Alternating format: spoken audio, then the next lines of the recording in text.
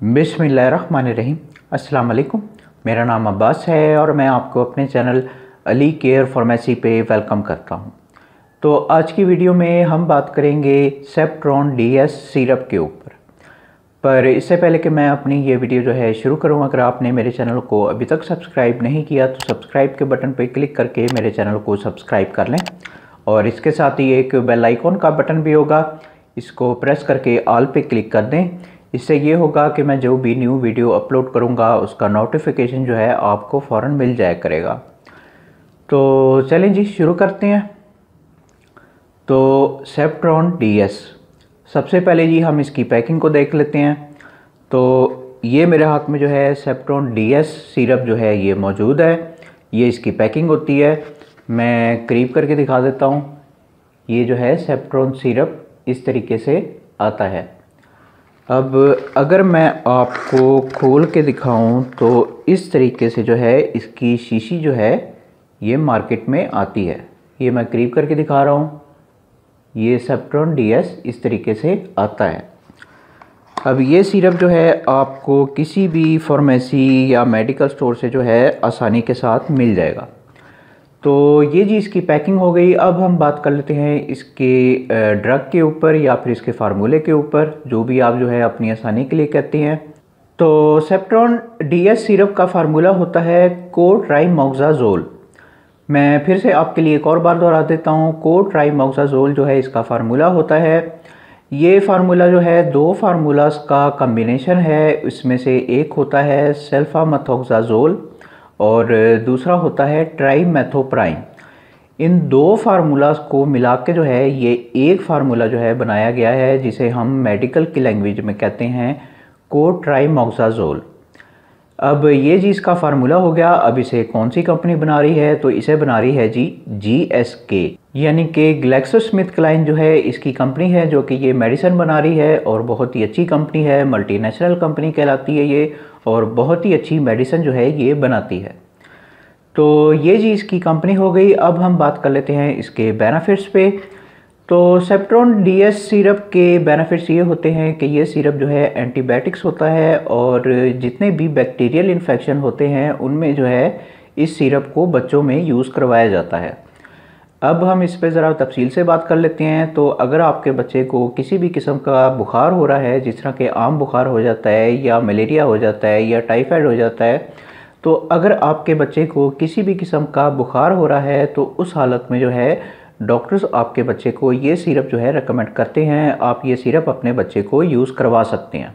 उसके बाद अगर आपके बच्चे को जो है किसी किस्म की एलर्जी हो रही है तो एलर्जी की हालत में जो है बाज़-औक़ात डॉक्टर जो हैं आपको ये सिरप जो है रेकमेंड करते हैं। आप इसे जो है किसी एंटी एलर्जी मेडिसिन के साथ मिला के जो है अपने बच्चे को यूज़ करवा सकते हैं। उसके बाद अगर आपके बच्चे को जो है किसी भी किस्म का बैक्टीरियल इन्फेक्शन हो रहा है, जिस तरह के कान में कोई इन्फेक्शन हो जाता है या मुंह के अंदर कोई इन्फेक्शन हो जाता है या गले में कोई इन्फेक्शन हो जाता है, जैसे कि गला ख़राब वगैरह होना या बलगम वगैरह होना। इसी तरीके से अगर आपके बच्चे को जो है कोई मैदे में कोई इन्फेक्शन हो जाता है या आंतों में हो जाता है, कहीं भी किसी भी किस्म का अगर आपके बच्चे को बैक्टीरियल इन्फेक्शन हो रहा है तो वहाँ पे जो है डॉक्टर्स आपके बच्चे को जो है ये सिरप जो है रेकमेंड करते हैं। आप ये सिरप अपने बच्चे को यूज़ करवा सकते हैं। उसके बाद अगर आपके बच्चे को जो है कोई इंजरी वगैरह हो जाती है, कोई ज़ख़म वगैरह हो जाता है, तो बाज़-औक़ात जो है ज़ख़म में इन्फेक्शन से बचने के लिए भी डॉक्टर्स आपके बच्चे को जो है ये सिरप जो है रेकमेंड करते हैं। आप ये सिरप अपने बच्चे को यूज़ करवा सकते हैं।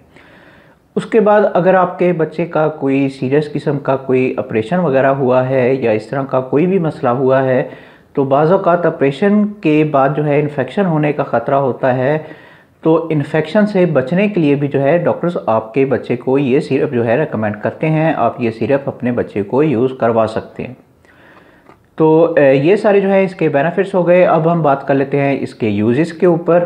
तो सेप्ट्रॉन डीएस सिरप के यूजेस ये होते हैं कि इस सिरप को जो है 15 साल से कम उम्र जो बच्चे आते हैं उनमें जो है इस सिरप को यूज़ करवाया जाता है। अब आपने इसे जो है डॉक्टर के मशवरे से यूज़ करना है। मैं हमेशा की तरह वही आपको नसीहत करूँगा कि आपने जो भी करना है वो डॉक्टर के मशवरे से करना है। बराए मेहरबानी खुद डॉक्टर ना बने, डॉक्टर को अपना काम करने दें। जब तक डॉक्टर आपको ये सिरप जो है लिख के नहीं देता उस वक्त तक आप ये सिरप जो है अपने बच्चों को यूज़ ना करवाएं। खुदारा अपने आप पे और अपने प्यारों पे रहम किया करें। डॉक्टर के मशवरे के बगैर कोई भी मेडिसिन जो है यूज़ ना किया करें। मैं फिर से दोहरा रहा हूँ कि मेरा काम सिर्फ आपको इन्फॉर्मेशन देना है, जो असल काम होता है वो डॉक्टर का ही होता है। इसलिए बराए मेहरबानी हर मेडिसिन जो है डॉक्टर के मशवरे से ही यूज़ किया करें। तो अगर आपकी समझ में आ जाए तो अच्छी बात है जी। तो ये सारे जो है इसके यूजेस हो गए। अब हम बात कर लेते हैं इसकी डोजेस के ऊपर। तो सेप्ट्रॉन डीएस सिरप की डोजेस जो है वो आपके बच्चे की बीमारी के ऊपर, उसकी एज के ऊपर जो है डिपेंड करती हैं। जिस तरह के आपके बच्चे की एज होगी और उसकी बीमारी होगी उसके मुताबिक जो है डॉक्टर्स आपको इसकी डोजेस जो है रेकमेंड करेंगे। अब अगर मैं आपको दिखा सकूं तो यहाँ पे, हाँ जी, यहाँ पे साइड में जो है इसकी सारी डोजेज जो हैं वो बताई भी गई हैं। आप जो है यहाँ से देख के अपने बच्चे को इसकी डोजेज जो है यूज़ करवा सकते हैं। अब आपको नज़र नहीं आ रहा होगा तो मैं आपको पढ़ के सुना देता हूँ जी। तो 6 माह से 5 साल तक के बच्चों के लिए जो है आधा चाय का चम्मच जो है डॉक्टर्स आपको रेकमेंड करते हैं। और उसके बाद जो है 6 साल से 12 साल तक के बच्चों के लिए जो है वो 1 चम्मच जो है वो सिरप का बच्चों को जो है यूज़ करवाया जाता है। और उसके बाद अगर 12 साल से ऊपर के बच्चे हैं तो उन्हें जो है फिर 2 चम्मच के तौर पे ये सिरप जो है यूज़ करवाया जाता है। अब ये सिरप जो है आपने 3 टाइम के तौर पे जो है अपने बच्चों को यूज़ करवाना होता है। और इस सिरप को जो है आपने अपने बच्चों को कुछ खाने के बाद जो है यूज़ करवाना है, यानी कि खाली पेट जो है आप ये सिरप अपने बच्चों को यूज़ ना करवाएं। तो अब जिस तरह भी डॉक्टर जो है आपको इसकी डोजेज जो है रेकमेंड करते हैं, आपने उसके मुताबिक जो है इसकी डोजेज जो है अपने बच्चे को यूज़ करवानी है।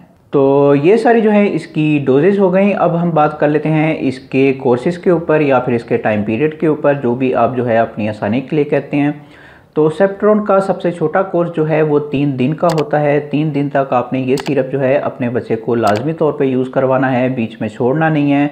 कई लोग जो हैं वो अगर उनकी बीमारी जो है पहले दिन या दूसरे दिन ठीक हो जाती है तो वो फ़ौरन जो है एंटीबायोटिक्स को छोड़ के बैठ जाते हैं। तो ये गलती आपने नहीं करनी। 3 दिन तक आप ये सिरप जो है अपने बच्चों को ये लाजमी तौर पे यूज़ करवाएं। उसके बाद अगर उसकी बीमारी ठीक हो जाती है तो फिर आप जो है ये सिरप अपने बच्चे को छुड़वा सकते हैं।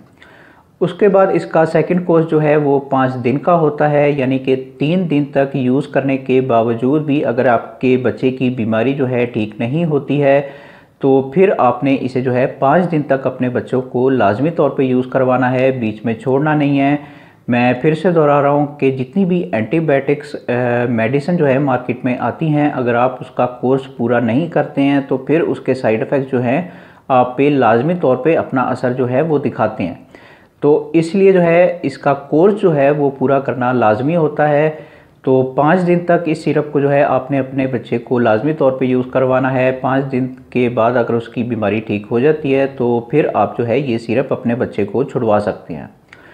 उसके बाद इसका मैक्सिमम कोर्स जो है वो 7 दिन का होता है, यानी कि 5 दिन यूज़ करने के बावजूद भी अगर आपके बच्चे की बीमारी ठीक नहीं होती है तो फिर ये सिरप जो है आप 7 दिन तक अपने बच्चे को लाजमी तौर पे यूज़ करवाएं। उसके बाद अगर उसकी बीमारी ठीक हो जाती है तो फिर ये सिरप आप अपने बच्चे को छुड़वा सकते हैं।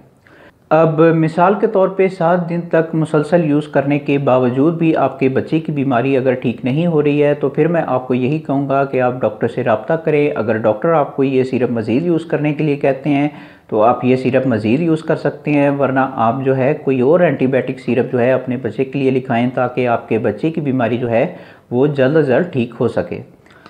तो ये सारे जो है इसके कोर्सेज़ हो गए। अब हम बात कर लेते हैं इसके कॉन्ट्राइंडिकेशंस के ऊपर या फिर इसके प्रिकॉशंस के ऊपर, यानी कि वो बच्चे जो कि इस सिरप को जो है यूज़ नहीं कर सकते। तो सबसे पहले अगर आपके बच्चे को इसके फार्मूले से किसी किस्म की एलर्जी है तो उस हालत में जो है आप ये सिरप अपने बच्चे को यूज़ नहीं करवा सकते। उसके बाद अगर आपके बच्चे को गुर्दों वगैरह का कोई मसला हो रहा है, यानी कि गुर्दे वगैरह में कोई पथरी है या इस तरह का कोई और मसला है, तो उस हालत में भी आप ये सिरप जो है अपने बच्चे को यूज़ नहीं करवा सकते। उसके बाद अगर आपके बच्चे को जो है कोई जिगर वगैरह के मसले मसाइल हैं, यानी कि जिगर उसका खून नहीं बना रहा है या कम बना रहा है या इस तरह का कोई भी मसला है, तो उस हालत में भी आप ये सिरप जो है अपने बच्चे को यूज़ नहीं करवा सकते। उसके बाद अगर आपके बच्चे को जो है कोई सांस वगैरह का मसला है, यानी कि सांस लेने में उसे कोई मुश्किल होती है, तो उस हालत में भी आप ये सिरप जो है अपने बच्चे को यूज़ नहीं करवा सकते। तो ये इसके जो है थोड़े से प्रिकॉशंस हैं, ये आपने अपने दिमाग में रखने हैं जब भी आप जो है डॉक्टर के पास जाते हैं और आप देख रहे हैं कि डॉक्टर आपके बच्चे को ये सिरप जो है लिख के दे रहे हैं, तो आप बच्चे की बीमारी के बारे में डॉक्टर को लाजमी तौर पे बताएं ताकि डॉक्टर आपको सही मेडिसिन जो है वो रिकमेंड करें। तो ये सारे जो है इसके कॉन्ट्राइंडिकेशंस हो गए। अब हम बात कर लेते हैं इसके साइड इफ़ेक्ट्स के ऊपर। अब सेप्ट्रॉन जो है उन मेडिसिन में से एक है कि जिसके साइड इफ़ेक्ट्स जो हैं वो फ़ौरन ही अपना असर जो है वो दिखाना शुरू कर देते हैं। यानी कि आप ये कह लें कि आप इसे जो है गले से नीचे उतारेंगे और इसके साइड इफ़ेक्ट्स जो हैं वो फ़ौरन ही आप पे जो है अपना असर वो दिखा देंगे।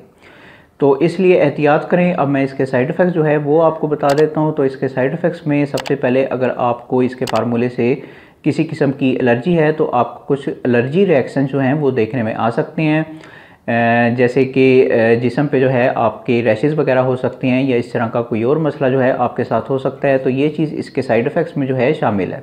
उसके बाद जो है आपके बच्चे को जो है वो वीकनेस हो सकती है, यानी कि कमज़ोरी जो है वो हो सकती है। तो ये चीज़ भी इसके साइड इफ़ेक्ट्स में जो है शामिल है। उसके बाद जो है आपके बच्चे जो हैं वो गनूदगी की हालत में रह सकते हैं या फिर उन्हें जो है तेज़ चक्कर वगैरह भी आ सकते हैं। तो ये चीज़ भी इसके साइड इफ़ेक्ट्स में जो है शामिल है।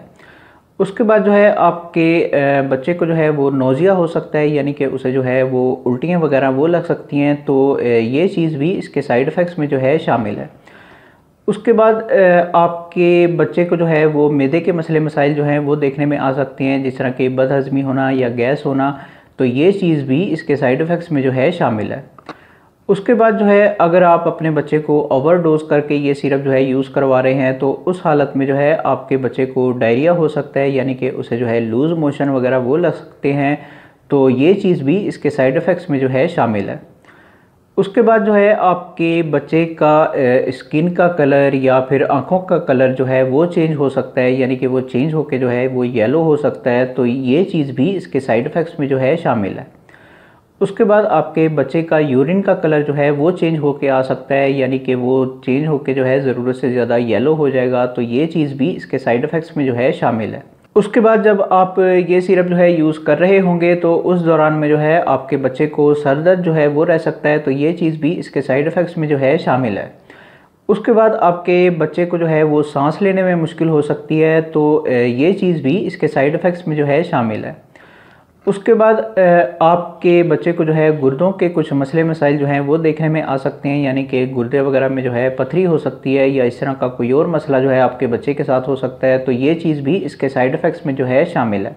अब ये जो मैंने सारे साइड इफ़ेक्ट्स आपको बताए हैं, अगर ये साइड इफ़ेक्ट्स जो हैं आपको अपने बच्चे पे नज़र आ रहे हैं तो आप फ़ौरन जो है डॉक्टर से रब्ता करें और अपनी मेडिसिन जो है वो चेंज करवाएँ ताकि आपके बच्चे का इलाज जो है वो ठीक तरीके से हो पाए।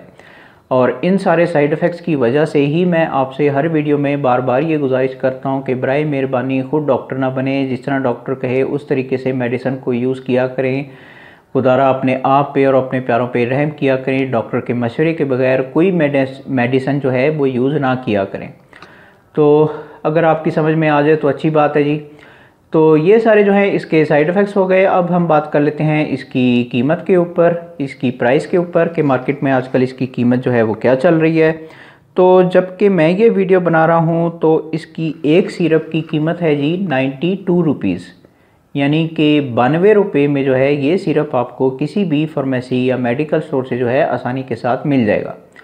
तो ये जी इसकी प्राइस हो गई और मेरा ख्याल है कि मैं सब कुछ बता चुका हूँ। तो ये जी आज की वीडियो थी। अगर वीडियो आपको पसंद आई हो तो फिर लाइक करें, शेयर करें और बराए मेहरबानी मेरे चैनल को सब्सक्राइब करना ना भूलें। मन में कोई भी सवाल आ रहा हो तो कमेंट बॉक्स में ज़रूर पूछें, मैं ज़रूर आंसर बैक करूँगा। बाकी मिलते हैं फिर अगली वीडियो में। उस वक्त तक के लिए मुझे इजाज़त दें। अल्लाह हाफ़िज़।